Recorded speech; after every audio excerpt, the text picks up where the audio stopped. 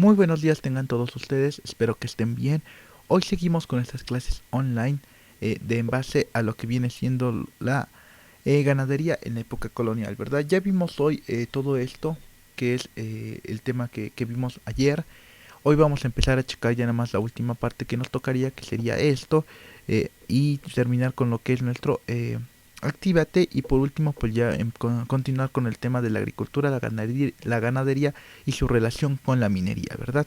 Vamos a empezar a ver mejor este tema ya para irlo finalizando ahora sí.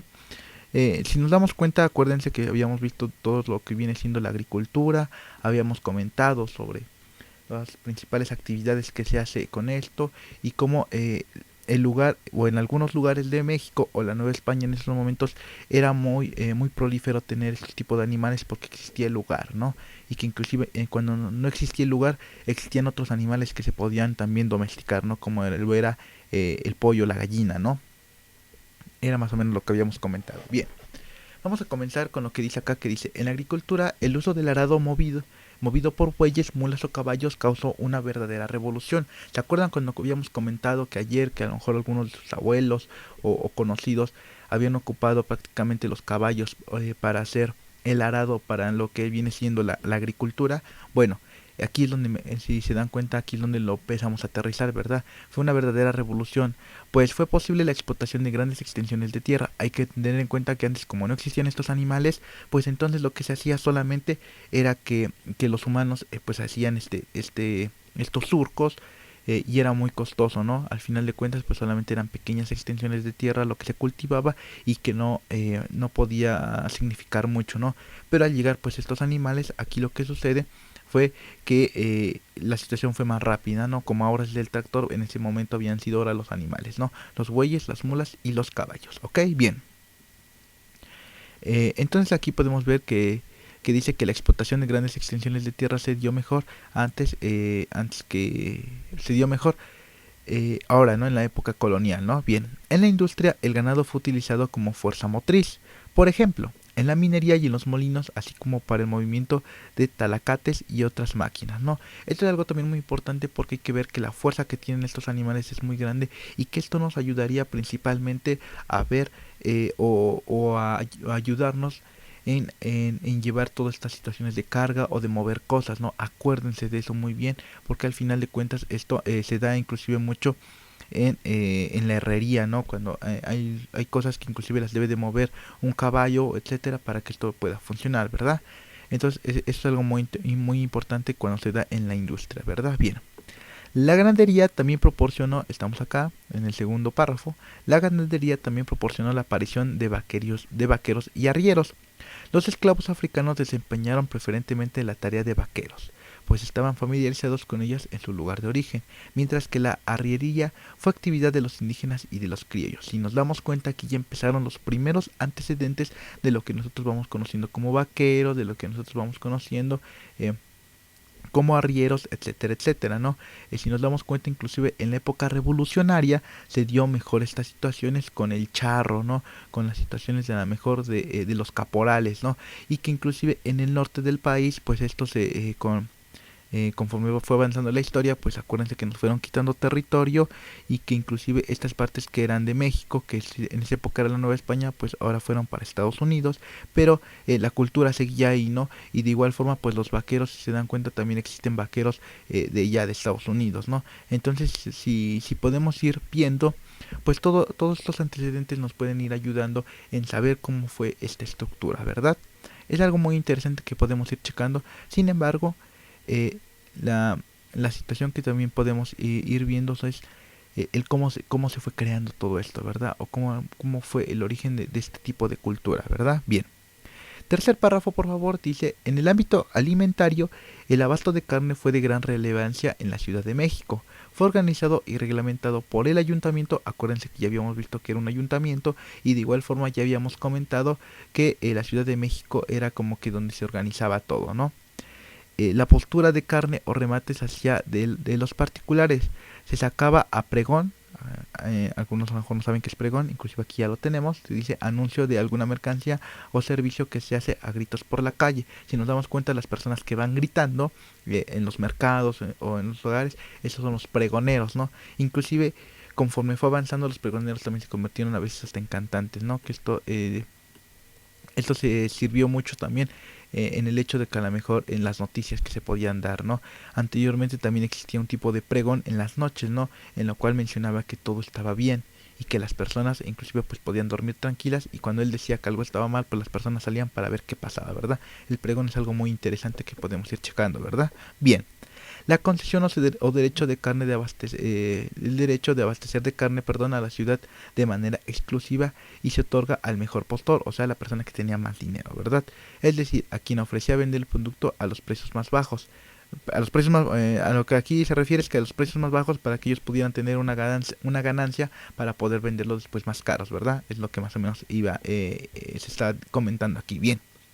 El obligado debería vender lo suficiente carne de puerco, vaca y carnero para abastecer su demanda entre la población. Si nos damos cuenta, pues entre más barato era, más fácil era de adquirirlo, ellos podían llevar una mejor ganancia, y de igual forma se tenía que seguir produciendo más, ¿no? Por eso inclusive abastecer la demanda de la población, porque en ese momento ya no solamente eran los españoles, sino también eran los indígenas, sino también eran los africanos y todas las mezclas que existían en base a estos, ¿verdad?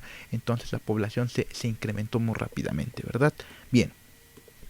El ayuntamiento también se encargó de dictar la disposición del tipo sanitario y cubrirse con trapos al que se despachara el producto el que se despachara el producto debería estar limpio y no tenía que vender carne en estado de descomposición. Si se dan cuenta que ya empezaron a existir todo lo que son los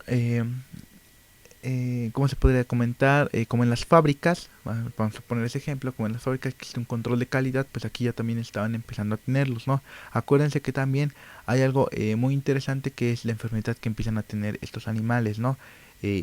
Una de los más grandes es las tenias o los cisticercos, como se podría llamar, ¿no? Principalmente se da pues en lo que viene siendo estos animalitos, ¿verdad? Los cerdos tienen ciertos cercos, y a veces los controles de calidad no eran tan grandes, y esto hacía que también las personas se pudieran enfermar, ¿verdad? Bien.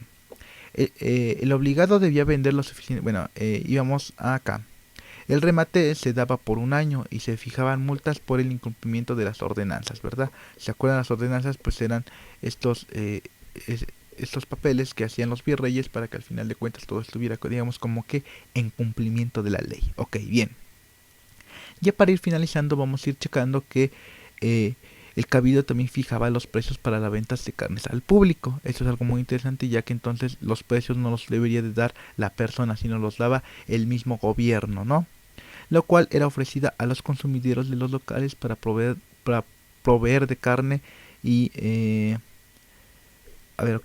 lo cual era ofrecida a los consumidores en los locales que el proveedor debía tener, mientras que el rastro, lugar donde se sacrificaba el ganado, pertenecía al cabildo, ¿no? Si nos damos cuenta, todo ya estaba perfectamente organizado para que no hubiera un incumplimiento o que las situaciones se salieran de descontrol, ¿verdad?